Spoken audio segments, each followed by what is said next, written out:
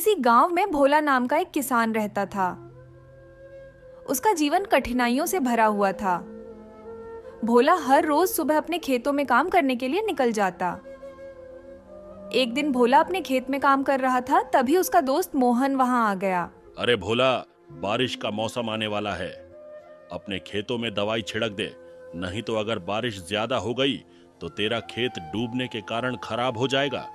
लेकिन अगर तूने दवाई डाल दी तो हो सकता है तेरा कुछ अनाज बच जाए। हाँ यार मोहन, मैं भी यही सोच रहा हूँ, लेकिन मेरे पास पैसे नहीं हैं। कुछ भी करने का मन नहीं करता। देख भाई, ये काम बड़ा रिस्की है। मैं जानता हूँ कि तूने आज तक किसी साहूकार से उधार नहीं लिया है, लेकिन आज मैं कहता हूँ कि साहूकार से कुछ पैसे उधार ले ले। कम से कम तेरी साल भर की मेहनत तो बच जाएगी। हाँ यार, बात तो तेरी सही है। चलो कुछ पैसे ले लेता हूँ साहूकार से। इतना कहकर दोनों वहां से चले जाते हैं। अगले दिन भोला साहूकार के पास जाता है और पैसे उधार मांगता है। अरे भोला, तुम भी मुझसे उधार लेने आ गए?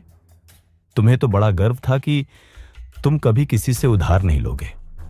खैर छोड़ो ये बातें, मैं तुम्हें उधार तो दे दूंगा, लेकिन तुम जानते हो कि मैं 3 गुना ब्याज पर पैसा वापस लेता हूं। क्या तुम मुझे चुका पाओगे?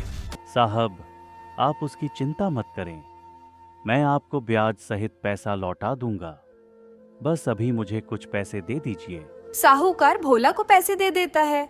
भोला पैसे लेकर घर लौट आता है। शाम होने को थी। देखते ही देखते अचानक बारिश शुरू हो गई। बारिश इतनी तेज थी कि बिना छतरी के घर से बाहर निकलना नामुमकिन हो गया। भोला के तो पसीने छूटने लगे। अगली सुबह जैसे ही बारिश रुकी, भोला दौड़ता हुआ अपने खेत पर गया।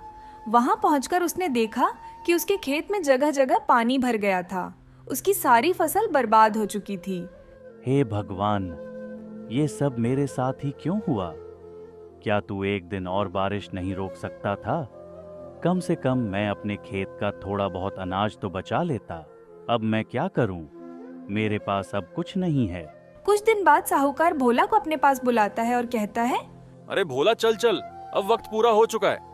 ला मेरे पैसे, वो भी 3 गुना ब्याज के साथ। मेरे पास अभी तो एक पैसा नहीं है। क्या आप मुझे थोड़े दिन की मोहलत दे सकते हैं, ताकि मैं आपके पैसे आपको लौटा सकूं? क्या कहा तेरे पास पैसे नहीं है?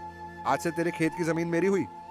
जब पैसे लेकर आना तो अपनी जमीन मुझे छुड़ा लेना। चल भाग यहाँ से अब। साहूकार भोले की एक नहीं सुनता। भोला बर्बाद हो जाता है। कुछ दिन बाद भोला अजीब हरकतें करने लगता है।